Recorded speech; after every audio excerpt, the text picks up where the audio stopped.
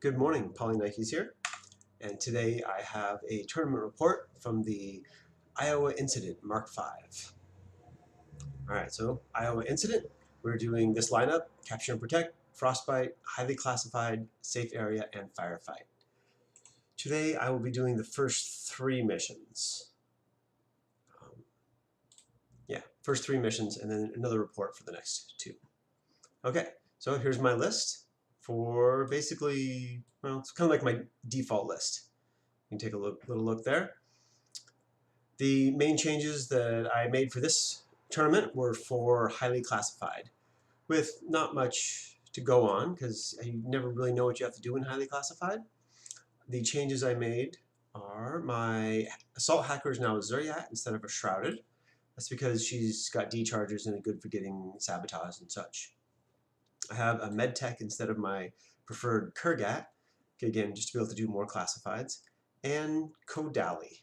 She's great for doing a couple different objectives because she's medium infantry. She combat jumps in, has D charges. That gives her, and she's a character. That's the other thing that makes her a veteran in this season. Okay, so that's my primary list. The secondary list is pretty much just for playing against Ariadne. It's a fairly well-rounded list with, as you see, two visors. The Charonted and the Makrep both have MSV2. Then there's two Dotterazzi to lay smoke down all over the place. And then some general purpose things: Shrouded Mine Layer, Shrouded Forward Observer, both great units. The Mine Layer, particularly against Ariadne, you can disrupt any of their initial attacks, like particularly against Antipodes, right? If Antipodes run into a mine, they have to at least dodge it. If you have that covered, you can then get shots on them. It kind of discovers them, is what I mean by that. And then my specialist down at the bottom, the Kurgat, I love him. My Morat hacker, he's always solid. And the Cube Yager, he's another specialist who definitely punches above his weight class, if you will. Okay. First mission, Capture and Protect. This used to be my favorite ITS mission until they took the buttons away from it. Now it's just all or nothing getting that beacon. It's all that it's about. It used to be having to hit buttons on the side, and you could only hit one, the opponent had to hit the other one. I really like that interaction. But that's gone, and this is what we have now. All right, my first opponent, Apple. He's playing Nomads Corregidor, if I remember correctly. Yeah, here is his list, which of course I don't know all of until the end. Give you a minute to look at it. He has the Bandit hacker, which is the only Whip 12 hacker in the game that terrifies me. Yes, he has two of them. I remember there were two bandits. I didn't remember they were both hackers. I guess one assault and one killer. Okay. It's interesting to note here that the HMG intruder has grenades. At some point in the game, he uses those grenades, and I was like, really? Your HMG profile has grenades? Yeah, didn't believe it. Okay. So I lose the lieutenant role, and he chooses to go first, so I am deploying first. Excuse me, so I make him deploy first. All right, here's the board. This is the side that I end up deploying on. I got to choose this, and I chose it because of better access right here to this higher area, and I thought I had a little better routes of advance here. Yeah, maybe up to the room, sort of uncontested, like that. I don't know. I like the lines here better. Here's the other side. So there's no way to deploy on top of this high ground over here, or no way to move up to it if you can't deploy on it. This is, of course, his beacon. Mine is right in there somewhere. Okay. Oh, in this tournament, all objective rooms like this one here are infinitely high. If there are doorways, you can see into the room but not through it. Rooms are saturation, and there's one other thing about them. Oh, if there are doors, there are Star Trek doors. You can just walk right through them. There are no doors in this one, as you see. Okay, I have Sabotage as my classified. And it's neat to note that in this mission, this icon gives you +1 objective point if you get it. Just what I took Kodali and the Zuriat for. They can both do this mission fairly easily. This wall section, which I'll point out when we get to it in the game, is what I'm trying to sabotage. All right, moving into deployment. His deployment, we have camo token. Camo token. You can't see it well, but there's another camo token right there. And this base that doesn't have a guy on it is a Lunicog. I don't remember what weapon loadout, but it's a Lunicog. You can see it back in the list if you want to look at it. These are 2 of the 4 mobile brigadas, right there and there. Move on to the others. Yeah. Okay, so this is his other 2. This is the missile launcher mobile brigada, and this is another one over there. The only one I remember specifically is this one over here has the tin bot. And of course the missile launcher. He has another camo token over here. And I guess that's just seeing the same thing there. Yeah. Okay. My deployment, my Zuriat kind of front and center. Actually, a little more over to my right. The objective that I want to get with her, the sabotage, is right over that way. Okay, we've got the E drone over here. It's overclocking, so all my remotes will be burst 2 if they have repeaters. So R drone, Icadron, Imatron, T drone, it's a guided missile, slave drone over here for my Doc Worm, my M drone over here, Kiss over here with his adhesive launcher, who also will be burst 2. Moving along, Bit up here, Doc Worm, and my Lieutenant Nexus hacker over here. And then on my far left, we've got another Icadron over here. My other Imatron is somewhere up in the middle of the board, it's scattered up there. R drone, giving a little bit of overwatch down here with its flash pulse, and another slave drone. Slave drone is there because you can access both these drones, and I'm pretty sure, which I ended up doing, putting my Q drone up here as my reserve. So my opponent's reserve is McMurrow here, and then that spot from the Q drone, this was a ramp. He kept sliding down, so he's not quite there. He's actually touching this wall here to have some cover, and he has line of fire to McMurrow where he is right there, just barely to the top of his silhouette. Remember, McMurrow is silhouette 6, so he's fairly large. Okay, so the first thing that happens is McMurrow moves up. My Q drone shoots him, hits him twice, he makes the armor saves. And now he's out of view of the Q drone. You could just barely see the top of his silhouette over there.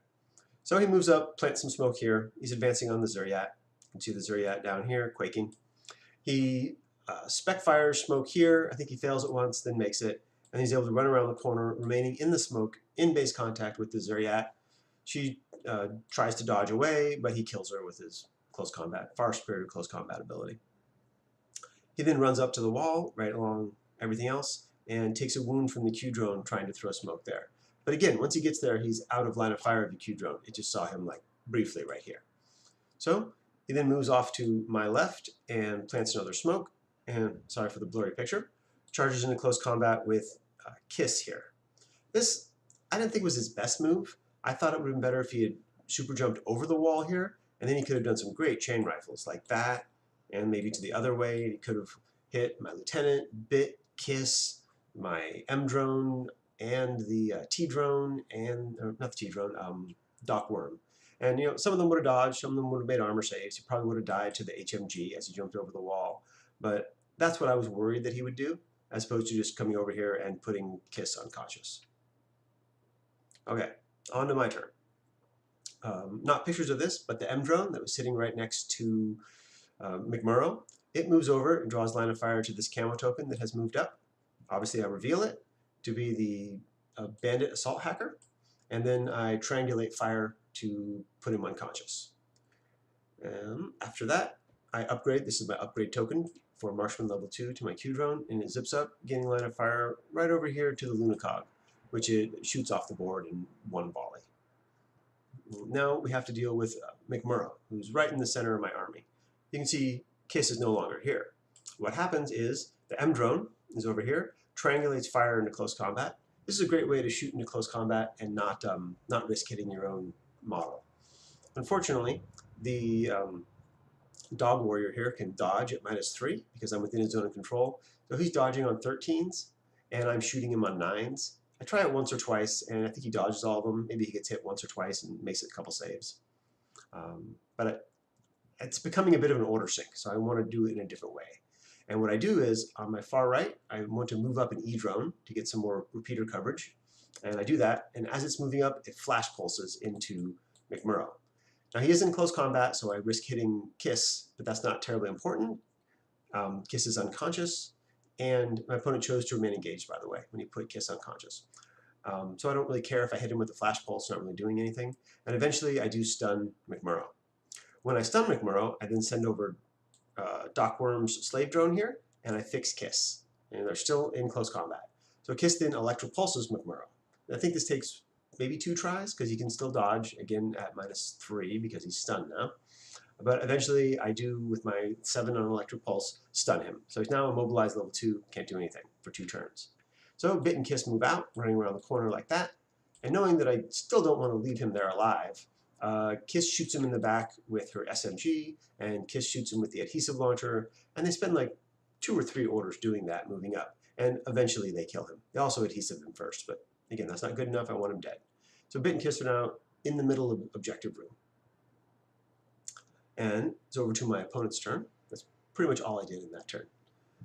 The camo token that was over here, next to where McMurrow starts, it moves up here, moves up again, and there's a long line of fire to my impersonator, which you'll see her revealed here, she's deployed way on the side here, not really doing anything in this game. So I decide to reveal her to discover the camo token. I think it's another bandit, because I pretty much think every camo token in this army is a bandit. Turns out to be an intruder with an HMG. And he shoots me. I believe I survived the first volley and am killed outright by the second volley. So this is back to the same picture. I was showing you here that I was doing some hacking now. That's what happened. The Nexus hacker, through a repeater that Bit put down, is interacting with his link team, or preparing to. I think this is where I almost messed up this mission badly. My opponent, but let me go back one for a moment. Okay, the intruder who's here. He moves up to this wall, shoots and kills that, and then Spec fires a grenade over the wall at my my R drone, which is there. Takes him, I think, 2 shots, but he puts it unconscious. And okay, now moving on to this. Bit and Kiss have put a repeater down, kind of in the center of his link team. And I activate my Nexus hacker, and I want to spotlight one of the members of the link team. And I make 2 mistakes here. The first mistake is I don't idle first. I just say, spotlight that guy, right? You always move or idle first to get the enemy's reaction. Why? Because the other camo token that's over there is the killer hacker. So it killer hacks through my repeater into my lieutenant with a red rum. This is pretty bad because it's a normal roll, right? He could quite likely just kill me here. It's not quite as terrible because Doc Worm is right here. And if I only go unconscious, Doc Worm can roll right over and heal my lieutenant and probably be fine. But Red Rum is double trouble, and if he kills me outright, then I'll be in Lost Lieutenant in my 3rd turn, and that will be crushing. Fortunately for me, the Whip 12 assault hacker, or killer hacker, fails his roll. I do get the spotlight, and then I guide some missiles. I think I've got a picture there of this. Okay, so there's the repeater, right in the middle there. The camo token that turns out to be the killer hacker is right there.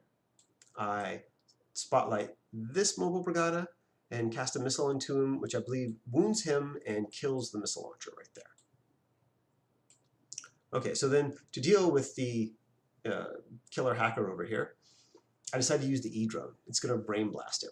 I know that might not sound like a great play, but the E-drone can be repaired. I've got a slave drone near it, I believe, and I move it and then I brain blast him. And again, he's only a Whip 12 hacker. He can just fail, right? And he does. He fails again, and the E-drone actually hits him twice after a reroll that I used, because once he failed and I get a normal roll to hack him, I want to make sure that he dies. So I reroll one of my failed hacking attempts to get 2 successes, and I do indeed put the killer hacker unconscious. All right, so my opponent has moved up the intruder to here after killing this drone with a spec-fired grenade. That's where he ended the intruder. So Kodali walks on over here. She walks to right here, and I've eyeballed this almost perfectly. She's like 8 1/4 inches out of his zone of control. Well, 1/4 inch out, right? 8 1/4 inches away. So she shoots him in the back with a combi rifle with her MSV and kills him off the board. She then moves over to this wall, plants a decharge on it. That's the objective, and walks over where she posts up here, waiting for turn 3, which is really just going to be a run to the objective. There's the sabotage. There's the E-drone moving up. Okay, this is the 3rd turn of the game. My opponent's 3rd turn, he didn't do all that much. I know that I broke his link team, I isolated this guy.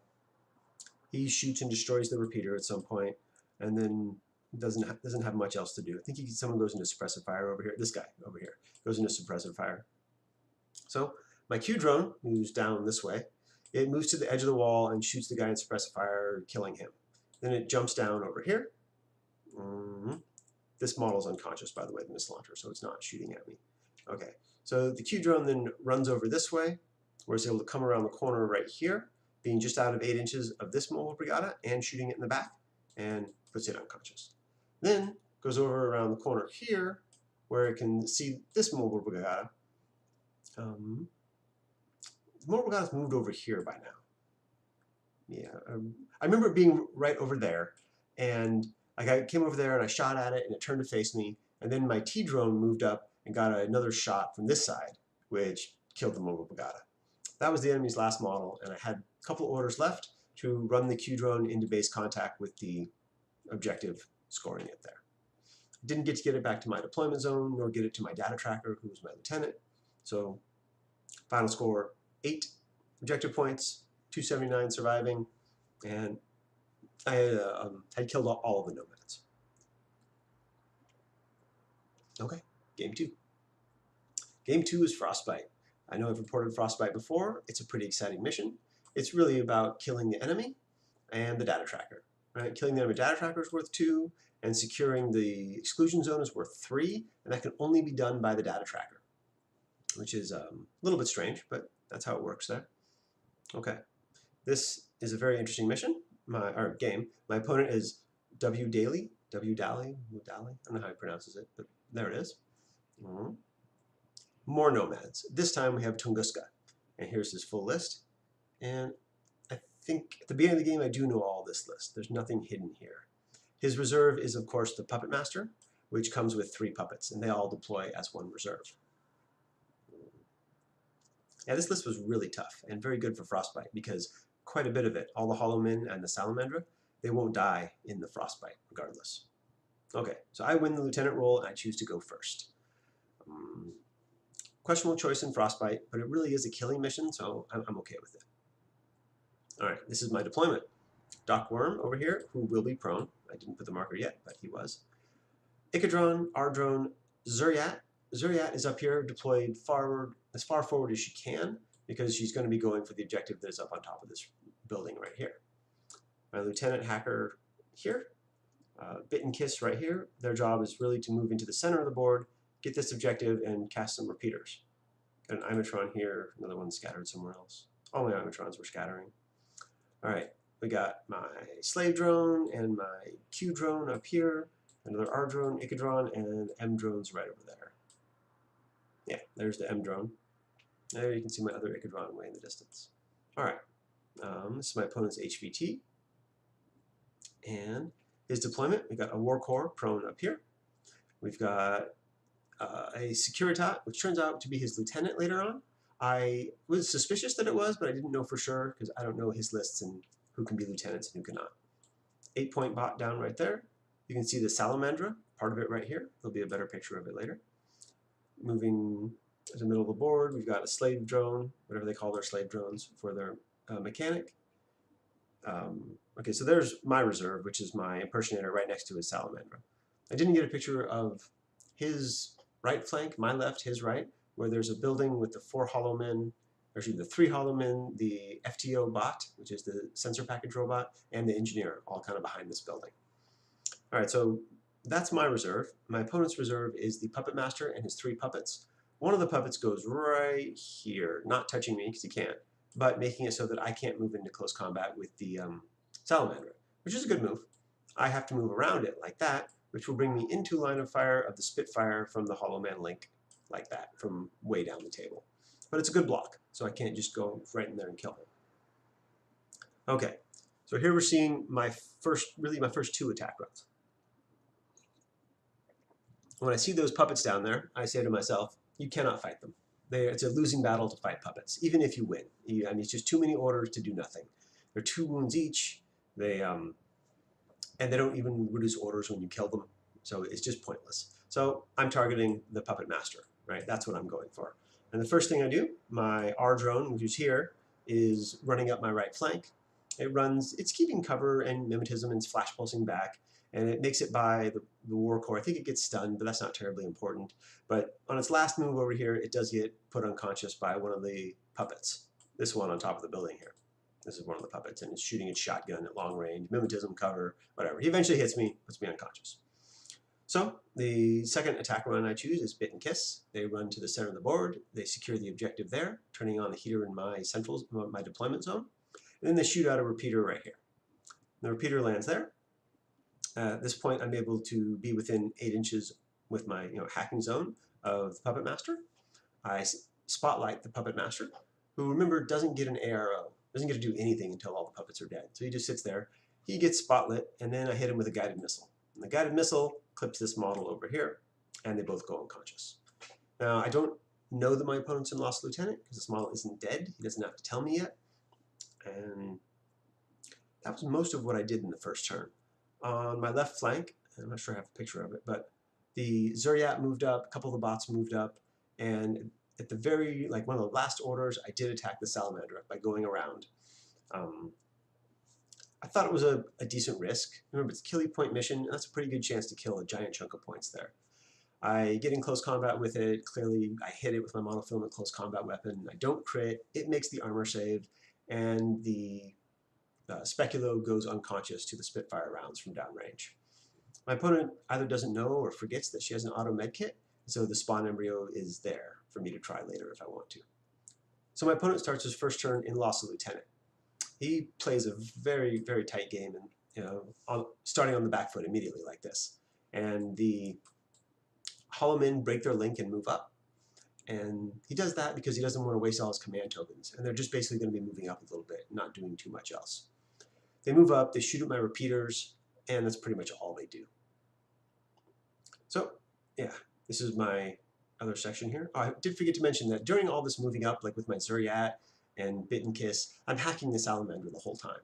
I start with a couple of total control attempts, and through him beating me in the face-to-face, which is about even, right? He's whip 13. My guys are usually whip 13 when we're hacking. So between that, I don't get anything done. I total control it a couple times. I isolate it a couple times. Well, I mean, I try to. I fail at all this. And then I try to expel the pilot a couple times with a bit. That would have been great, because the only options he had for where to place the pilot were in front of the Speculo or in front of the Q drone. And either placements would have had a very good chance of the pilot dying. Okay. So we're into my turn 2, where all these guys have moved up. I move my M-drone up on the right, preparing to get this objective here. The Zuriat moves up on top of this building here, where she gets this objective and then tucks herself into the corner over there. Again, where she can do some hacking. My repeaters have been destroyed over by the Salamander, though, so I can't actually hack it right now. Okay. The M-drone's moved up, getting ready to go get this objective if he needs to.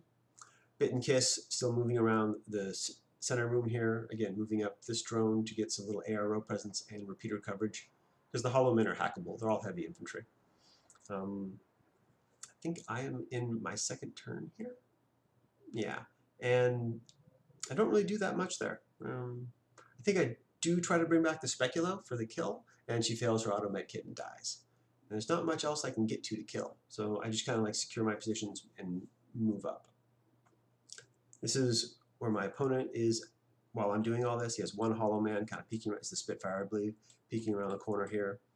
There's an interesting interaction where it fires down here, and it fires at my slave drone, who's next to my Q drone. And I make a tolerable mistake here, where a mistake, where the slave drone does a dodge and gets a little too close to the M drone, or to the Q drone, because eventually the missile launcher comes up here and shoots the unconscious slave drone with a template and kills the Q drone. Okay, this is pretty much the end state of the game. On my opponent's second turn, he moves up and he's got all of his guys kind of lined up over here. The Hollow Men, kind of like that. The missile launcher one's up there. His data tracker, Lieutenant 1, he's used the order, so I know this. And then the Spitfire over here. Salamander's over there. And in my third turn, I'm looking at all this, and it takes me a long time to figure out any idea what to do, because he's just going to walk right in, walk up to the central zone and claim it with his data tracker. And my plan is to bring in Kodali to kill his Lieutenant data tracker. As I look at the sides over here, there's no good place for me to attack him with Kodali. I figured that is not going to work. So plan B is to get Bit over there. She has to abandon Kiss. She has to get through this line of fire from the Salamander, like that. And in order to do so, I have to cautious move. And Bit, of course, can, Kiss cannot. So she cautious moves through there, walks over to here, places down a repeater, and backs up to here. And I believe she does get back within 8 of Kiss to repower him back up. But with the repeater there, I'm able to target Spotlight, his lieutenant, and then hit it with guided missiles until it's dead. So he'll be going into round 3, again in loss of lieutenant. This is where I make the biggest mistake of the game. And I even talk about the right answer, which I'll go over in a moment. So here you can see Kodali's wings, right over here. Remember I talked about I wanted to bring her in to kill the lieutenant? And that wasn't going to work out. So I eventually bring her in over here to kill the engineer, who's right around the corner right here. That is like really unimportant. The engineer's like 15 points, Kodali's like 38 points, and she gets killed doing this. And while I was deciding where to bring her in, she has to come in at some point or count as dead. I thought about dropping next to the salamander over here, who's on the ground when I'm doing this, and then getting into close combat with it, just to stop it from being able to do anything. But then I don't reevaluate my plan after I kill his lieutenant. That was all, what to do with Kodali. I thought about the tag thing, I didn't do it, and then I decided just to bring her in over here. Total waste. Because my opponent is in lost lieutenant in his last turn, and he can't do too much. He moves up a couple of guys, and the Salamandra steps up on top of this block right here. We'll go back up to this one, and you can see the block here, and the silhouette we were using, and he's able to draw a line of fire over this wall to my lieutenant here. And my lieutenant has hyperdynamics, so he dodges. That'll be fine, right? No, I failed the dodge, and 5 dice off the hypermagnetic rapid cannon kills my lieutenant, who was there and was trying to claim the central zone. Again, if I had reevaluated my plan after I killed his lieutenant, I would have brought my lieutenant in here next to Kiss and gone prone or just stood right there. The Salamander's not going to get line of fire to that.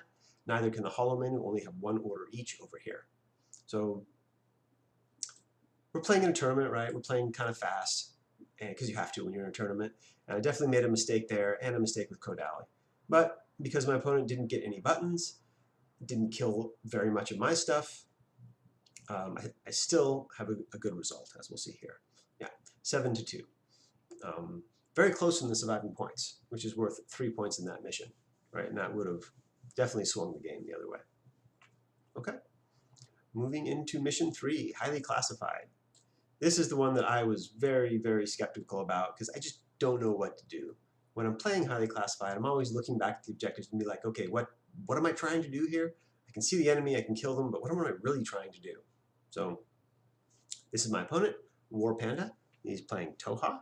Here is his list.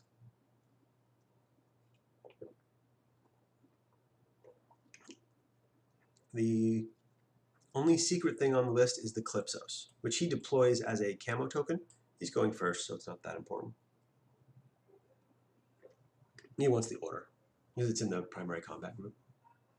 Yeah, I lose the LT roll. He chooses to go first, so I choose sides. I didn't really like the cover on this field. You'll see it in a moment, but I gave him a good sniping position. Here's our objectives, though. HVT retro engineering, right? Get an engineer or slave drone. Important to realize that a slave drone can do retro engineering. It says that right down here somewhere. Up to their HVT and shake hands with them, I guess. Okay, net undermine. This is something I took Kodali for because she's a veteran. You have to get into their deployment zone, or excuse me, their half of the board, pass a whip test. Not that hard if you're a combat jumping character. Follow-up, medium infantry, getting into zone of control of their HVT. A bonus if you have a line of fire. Again, took Kodali just for this kind of stuff, so that's good. Rescue. Rescue is kind of a harder one. You have to get a friendly model in the unconscious state, in the Kazvac state, out of your deployment zone, but on your half of the board. And then you get a bonus if you can rescue your friendly model by bringing them into enemy territory. And you get an extra point for doing that. Okay. So we have 2 HVT ones. One, net undermining, which is pretty easy to do, just get on the enemy side of the board, and rescue, which can be questionable. For the rescue, it's important to understand Kazvac. You can see the requirements and the effect there. The effect you can look up, it puts you in the Kazvac state. It basically just means you're dragging the unconscious guy around with you and you can't attack anybody. But the requirements are really important. Stunned or immobilized or unconscious, right? And you just have to move into close to base contact with them. There's no roll required. You just have to move into base contact and clear a short skill. And of course, your pH value has to be equal or greater than the person you're trying to cas back. Unless, of course, you have baggage, you can cas back anybody, because apparently bags help. Okay. This is the side that I end up deploying on. You'll see my deployment in a moment. The weird record-looking pieces here are forest terrain. They're low-vis saturation zones. Okay, you can see my opponent starts deploying. He's got a couple guys down here. One of his baggage. I don't know a lot of the Toho stuff. We'll see it better. Okay. This Umbra is his HVT. He's got a Sentinel up there, Kauri Sentinel, something like that with a sniper rifle and an MSV. And he's got a link down here including an Ektros, a link over here including his killer hacker, which I was a bit scared of that he would run over and killer hack me early on in the game. His Diplomat is up here providing flash pulse support for a while. All right. Behind this building is another triad with 2 McCools and his lieutenant, which is the whatever it is that carries a K1 combi rifle. Yeah, I don't know the name. Okay. My deployment, which I think is, I don't have very many pictures of. This is my Q drone with an Icadron and a slave drone next to it. Q drone's in a weird position because he can't fit down these hallways. So if he's going to go anywhere, he's going to either jump or climb down. But I like what he was covering here. He's got a really long line covering down there, and then a little line covering past this objective room here. All right, my opponent puts a camo token. I'm pretty sure that was his reserve on his side of the objective room. And I've got my impersonator and my Zuriat. Zuriat's underneath here on his side of the board. They're kind of threatening his what looks like his main push. You can barely see his HVT right there. So I've got guys close to his HVT, which can be relevant for securing and such. And if his Ektros tries to move out to run down this flank over here, I can assault hack him as he goes by to oblivion him or isolate him, right? Or just stop him, whatever. Just harass them as they go by. And if they come up there, they got to deal with the impersonator first. And the impersonator also can do net undermining because she's an elite if I decide to reveal her. Okay, we're into his first turn. And this is his lieutenant piece, the one with the K1 rifle. She runs up here, they throw down some zero-vis smoke over here, they run through it to this edge, pop around the corner, and shoot down here and destroy one of my Icadrons. And that was most of what he did in the first turn. His Kauri Sentinel moves up, not the sniper one, and plants a nullifier sort of near his link teams. The one in the sniper tower shoots a couple times and takes out the other Icadron on the other side of the board. Okay, and then it's my turn. You can see down here my R drone. The R drone zips up over here and plants a sniffer down here. Through this sniffer, I sat lock one of the McCools. I really would, of course, like to sat lock this model, but I didn't think it was in sniffer range, and it was not. It was just out. So I sat lock a McCool, guide a missile over there, kill both McCools, and the lieutenant thing spends its symbiomate to stop the hit. Unfortunately, I killed the McCool that I target locked, so I didn't get to fire another missile over there. And the R drone had been flash pulsed by the diplomat, so it couldn't, drop another sniffer, which is an attack. So there's the final positioning of the R drone. The Q drone here, I was kind of down to my last order, and I thought about doing a lean out, which would put the Q drone out here, where I could get line of fire and try to kill her there. Instead, I went to suppressive fire. Again, usually a mistake. And if I'd realized that she was an elite and could do net undermining, I definitely would have gone for the attack. Just the chance of killing her and stopping her from being able to get net undermining. Because the first thing my opponent does is use his lieutenant order there to get that classified objective. So right now he has 1 and I have 0. All right. So my opponent's going to, here you can see where his Kauri Sentinel moved up. There's a nullifier down there somewhere. And his other link team didn't really go anywhere. They stood there. Okay. So my opponent's second turn is almost completely an attack run with this Clipsos. She comes through the building, comes over here, kills Kiss, kills Bit, puts my E drone unconscious. I think it kills one more drone and avoids some flash pulses, but it ends up right here. The M drone is what it killed. The M drone is right down there. It put that unconscious too. So he killed a lot of things, but he didn't get any more objectives except for the one he got at the start of the turn. And he did leave me with a lot less orders. Oh yeah, my HVT, who's back in my deployment zone now, the R drone, who was running around up there for a while, synced with it and dragged it drug it back here, dragged it back here, just to prevent him from any chance of getting to it with an engineer or anything else. It's kind of wedged in here. All right, here's the M drone that had been dropped unconscious. Dockworm heals it, runs over here, fixes it, comes back. He then sat locks the McCool, the Eclipsos who's here, and the T drone from almost point blank range guides a missile into it, killing it. The Dockworm over here, this slave drone comes running across the field here and fixes the E drone. It gets knocked out doing so by the sniper who shoots it like that, but it still ends up over here unconscious. And that was the most of my second turn. I just healed a couple guys and didn't really do anything else. All right, so here's my Q drone still on suppressive fire, and my opponent peeks around the corner over here with his guy to attack it, and the Q drone crits and kills her. Yeah, there she is unconscious, which freed up this side of the board where Kodali walks on. She walks on the board and, hold on one second here. Kodali walks on the board and does the net undermining, takes an order or two to do it.